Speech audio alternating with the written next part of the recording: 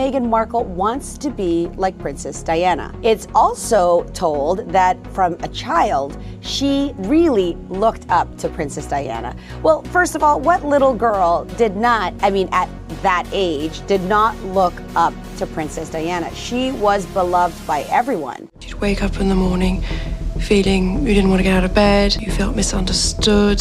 So there is this comparison of Princess Diana and Meghan Markle from when she showed up on the scene and started dating Harry. We all know that Harry has a very protective nature to both the history and the legacy of his mother, Princess Diana, and of course to his wife. She's becoming a royal rock star.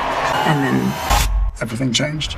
So much so that he actually agreed to step down from the royal family because of the constant fear that his wife might follow the same path with the paparazzi and end up having something fatal happen to her, just like his mother. Okay, Meghan Markle was catapulted into stardom immediately. We're talking global stardom and global scrutiny. When Princess Diana first came on the scene, it was more like, who is she? What's going on? Is she good enough? Those were the things that were going on. I recall the days and the timeline of watching Princess Diana from being the, I don't know, to, everybody really at least growing a massive fan base and loyal base. Now, of course, we know, and there are other rumors that this was not the case behind the scenes. And, Prince Charles was not as, in love or fond of Princess Diana, according to what we found out post, her passing. That being said, it is Meghan Markle that,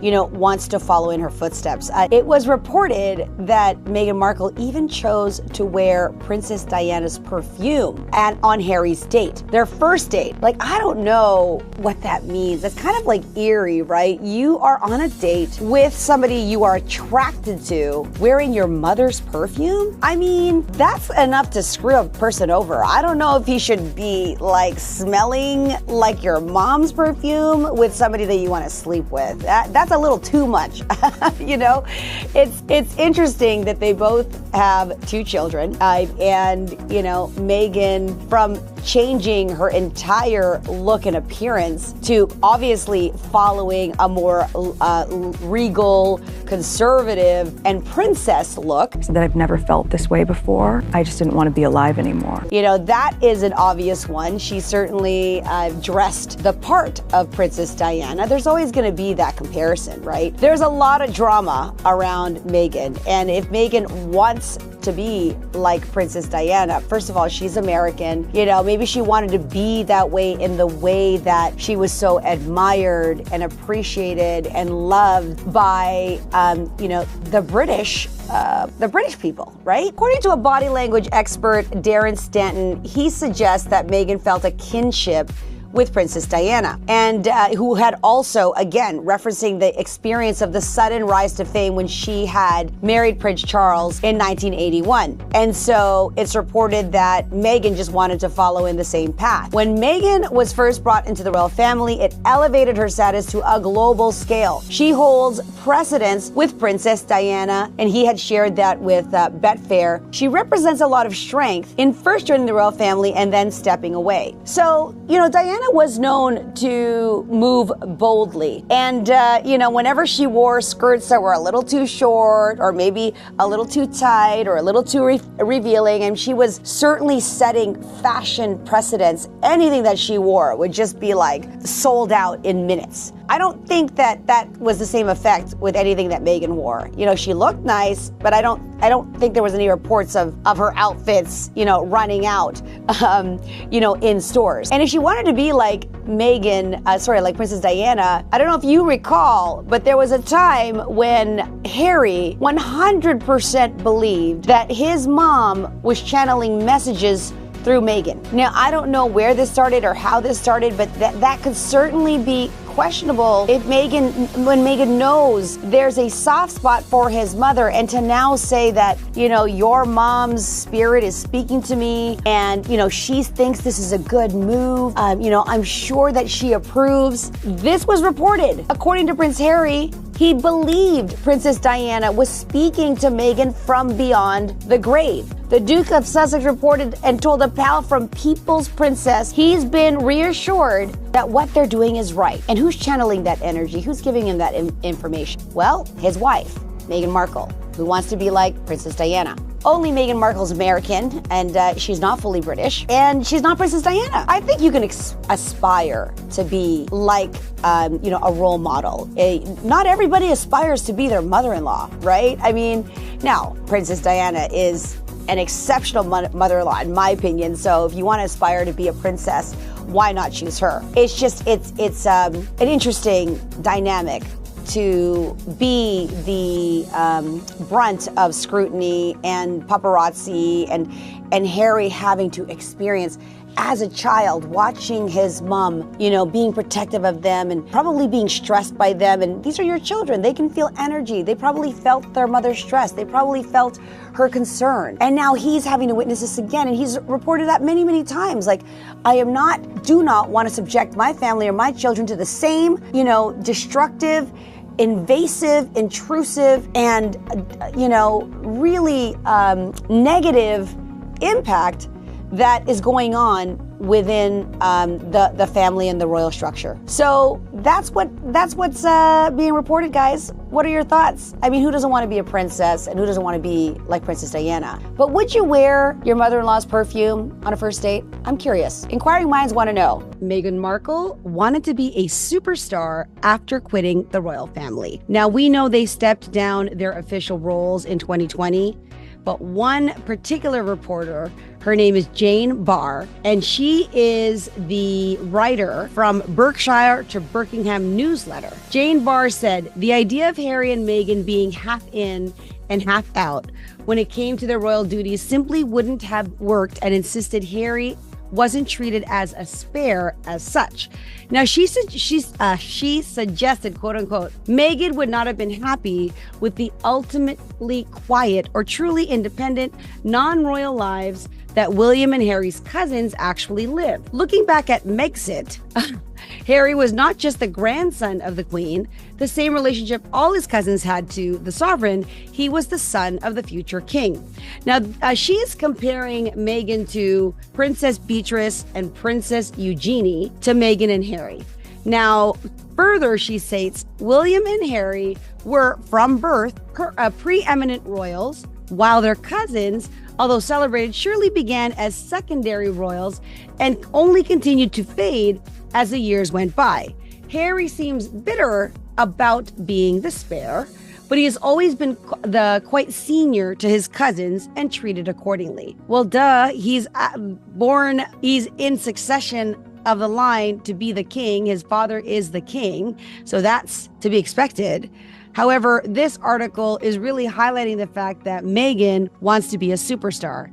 Now, she just celebrated their daughter Lilibet's 3rd birthday in their mansion in Montecito, and supposedly a royal reporter that was in attendance at the party said that the likes of Katy Perry and other A-list celebrities were there, but guess who wasn't there?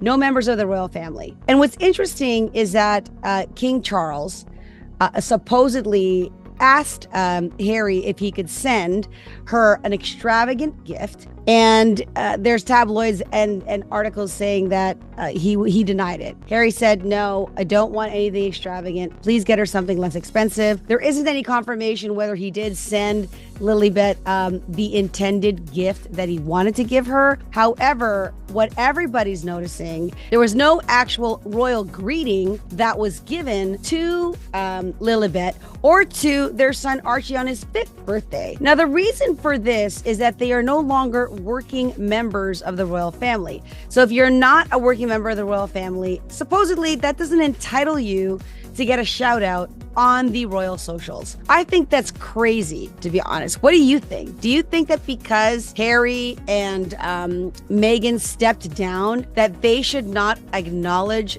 the grandchild of the royal family? Stepping down from the royal family as duty doesn't mean you're stepping down from family. At the end of the day, you're still family. You have royal blood.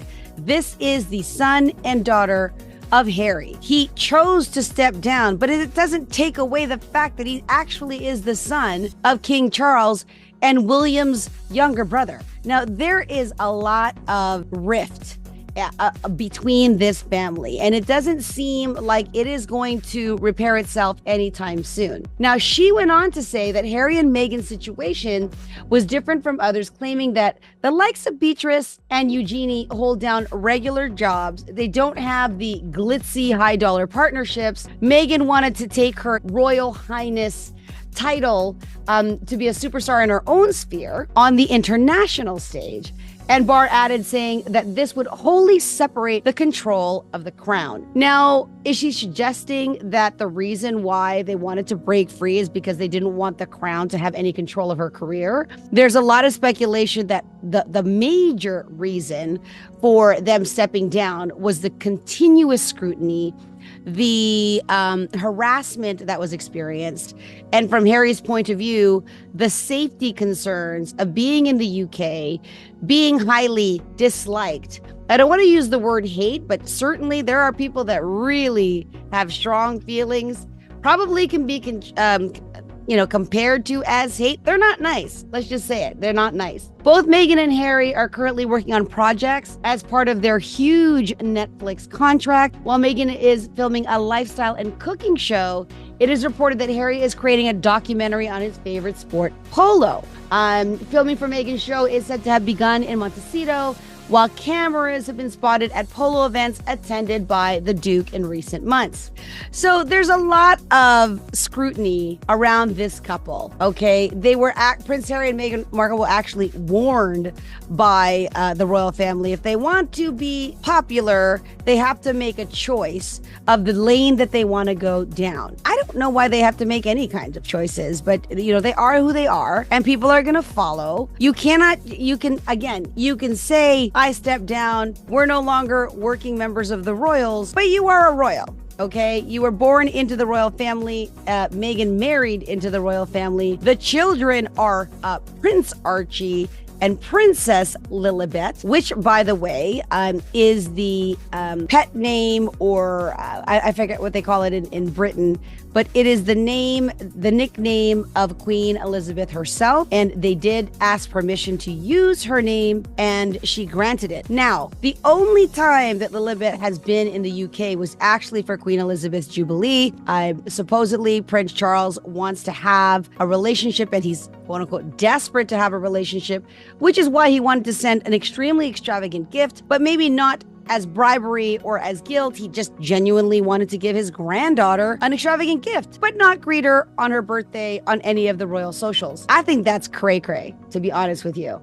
So the Duke and Duchess of Sussex have been working hard to make a name for themselves since leaving the royal family, signing lucrative deals, again with Netflix and Penguin Random House. However, they still are constantly and continually being called out by critics. A lot of people speculate that's the primary reason why Meghan does not return to the UK, nor does she return with her children. I'm a big family person. I know the royals have this perception of being very family-centric, doing things together, following traditions. Well, Harry and Meghan follow no such royal traditions. If anything, they're breaking a lot of those traditions. And maybe it's the time to do that. Maybe they are setting the precedence of a new chapter for the royals. Although, should we be calling them the royals because they stepped down as active duty? so they no longer have royal roles, yet they're royal. This is confusing. Very, very confusing. Meghan Markle is the boss in her marriage as Prince Harry wears his heart on his sleeve. Be able to have the balance to take care of their families and to be able to do their jobs. Plenty of reports are stating this fact, and this comes from The Mirror. So Meghan Markle has given out plenty of hints that her confidence has grown since leaving the royal family, and this is according to a body language expert. The former sweet star stepped down as a senior working royal alongside her husband, Prince Harry, back in 2020. We are very lucky. Now, since then, the pair have worked really hard to develop a name for themselves, often appearing on tabloids, and the firm and body language expert Darren Stanton believes it's paid off. Now, he said Harry seems more expressive and true to himself, while Meghan has shown she is her own boss. Yeah, I think we all miss just a really good. I think we knew of this from the beginning, and it's clear how much, Prince Harry has really, I wouldn't even say followed her, praised her, shows how much he loves her, decided to step down from his royal position, move out of his homeland. So there's plenty of evidence to show that Prince Harry is still crushing on his wife. Now, he explained Meghan often dresses in white to make herself feel empowered and strong. So if you see some of the photos, she is rocking, simple white dress. She's rocking a white suit. She wears white a lot. So for me, I think what I've learned is there's certain things that you can do that just make you look a bit more polished. First of all, to wear all white, you definitely have to be confident. And wearing all white with kids,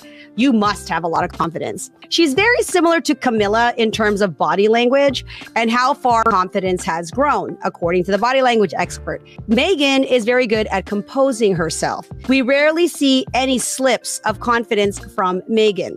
She never lets herself come across as incompetent and needing support. Wow, you're pretty. Good. You've hit on me. We can get it out of the way that I am not interested. I do have to say that I've not seen her in any situation publicly where she seems nervous. She seems very, comfortable in her position beside her husband at any events with her kids. She's really, really good at composing herself. Now, some people might say it's acting, but, it takes a lot of practice and a lot of, natural self-confidence to not be caught in any sort of uncompromising and or unflattering photos, including emotionally explosive and whatnot. She's never appearing on the tabloids for having explosive fights or for being rude to people. She is her own boss, and there's a sense that she doesn't want to let anyone down. She's naturally good communicator and could speak to anyone she crosses paths with. This is really great. It's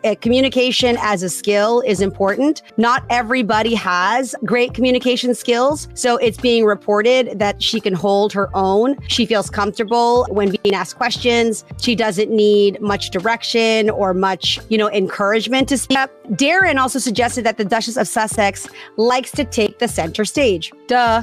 I mean, she is an actress after all. She married into the royal family, one of the biggest stages in the world. He said that Meghan is a leading figure like Harry and that she's open about how she's feeling and wants to let people in. Both of these two, really, when they're behind camera or there's an interview opportunity, they've both been very detailed, very intimate. You are like part of their story, and they're sharing things that the royal family doesn't want people to share. They're very personal, and they talk about issues that are impacting them, whether it's mental health, whether it's safety, the kids. Yes, they can be private, but when you sit down with them, they're like an open book. So speaking about Harry, Darren said he's the most open royal. And he explained that he's an open book and he lets people in. And when Harry isn't feeling comfortable, you'll see his face and his neck flush red. So unlike Meghan, we haven't seen her blush.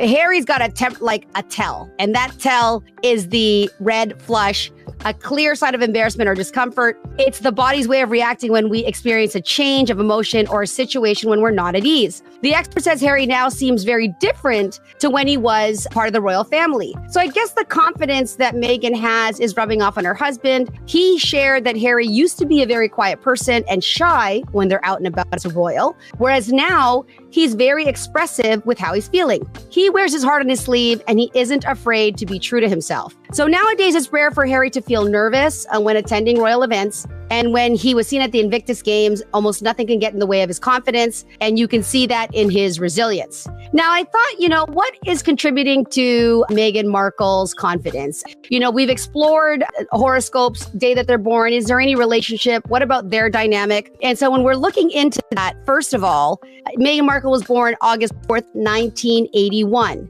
The horoscope on that day, according to the horoscope.co, individuals born on August 4th, 1981 are governed by Leo, and this is the horoscope sign. The life path that rules those born on August 4th is 4. So, Leo individuals are most compatible with Aries, Sagittarius, Libra, and Gemini. They're not supposed to be compatible according to zodiac, where Prince Harry was born on September 5th, 1984. When you look at the pairing and what horoscope is saying, Virgo and Leo are next to each other in the zodiac. So signs that are next to each other do not have anything in common, supposedly, and in most cases are not compatible. Now, of course, there's exceptions to the rule, but a Virgo man and a Leo woman are not one of them.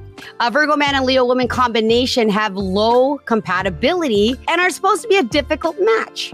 On the other hand, motivation and dedication to the relationship often more of a difference to a marriage or long-term relationship than natural compatibility does. So this couple will both be dedicated to the relationship and loyal to each other. And this will go a long way towards helping them build a happy, healthy life together, which you're seeing them definitely bond, definitely be side by side. So that is good because by horoscope signs, they are not a match made in heaven. Now, the Virgo man, Leo woman here are the strongest points of compatibility: her stability, his dedication, a desire to stay together in spite of differences, her sunny temperament, his practicality, and motivation to make the relationship work. Now, overall, their signs of compatibility are not in favor, but at the same time, they are making it work.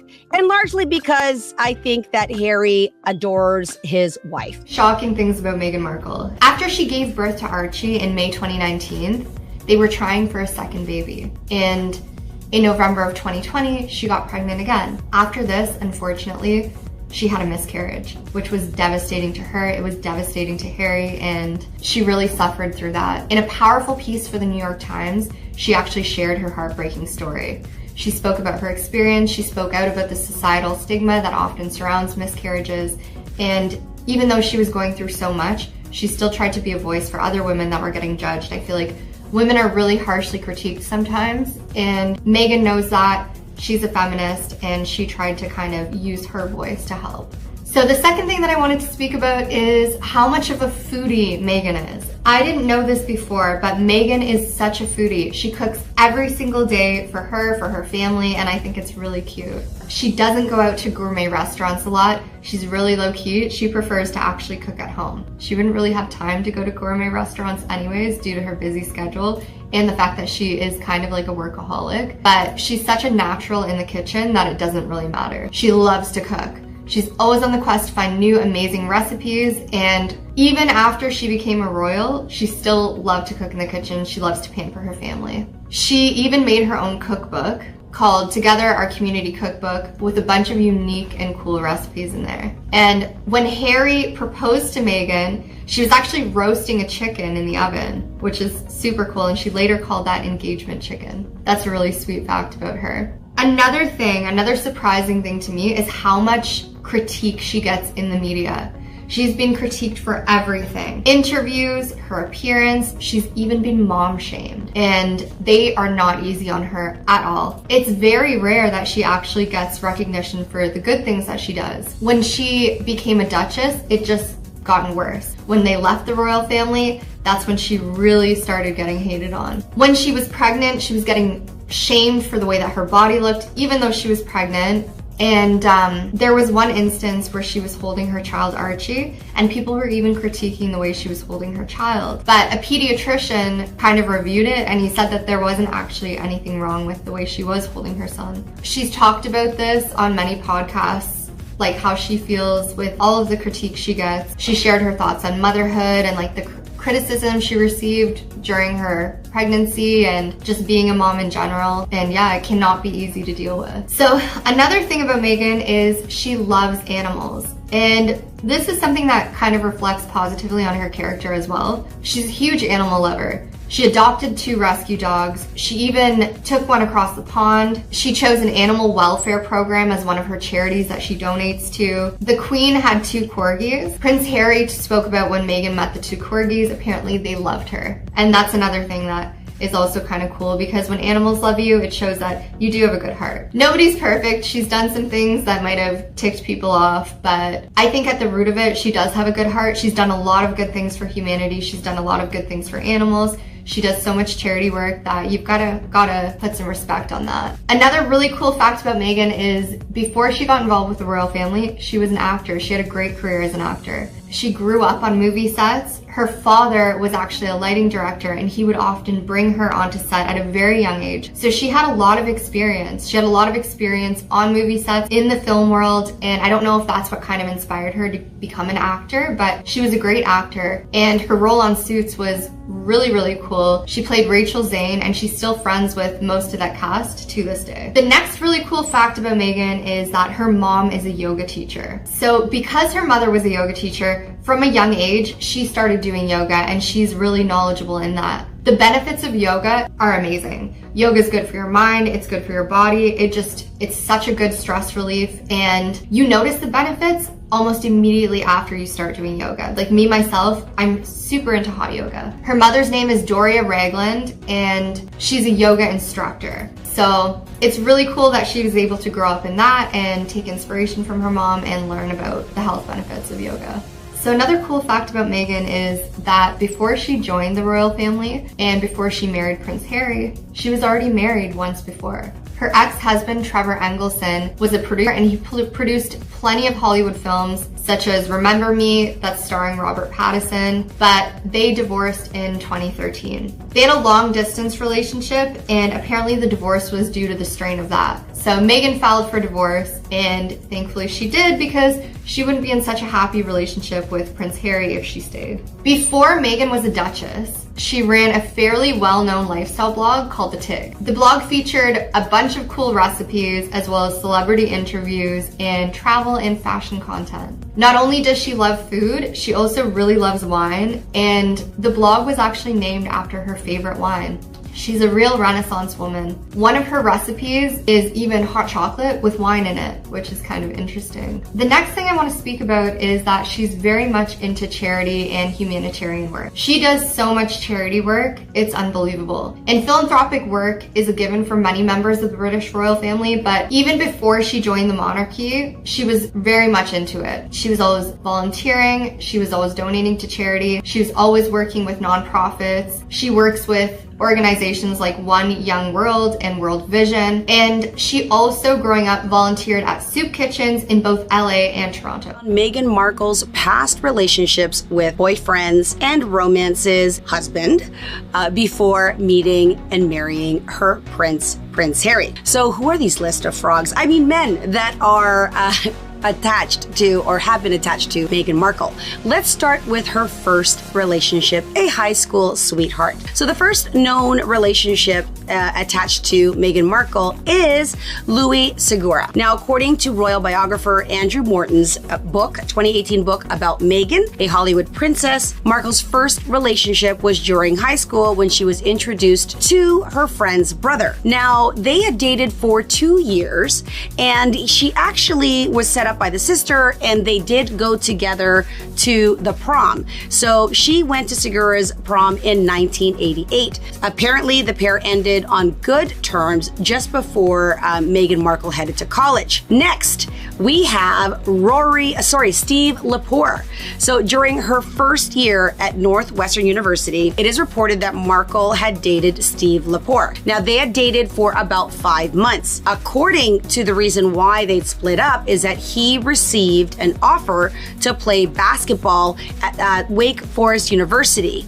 And this is the reason why they split. Now, this raised her stock, apparently, with her Kappa Kappa Gamma sorority who were impressed with the fact that she could attract and keep such a hottie.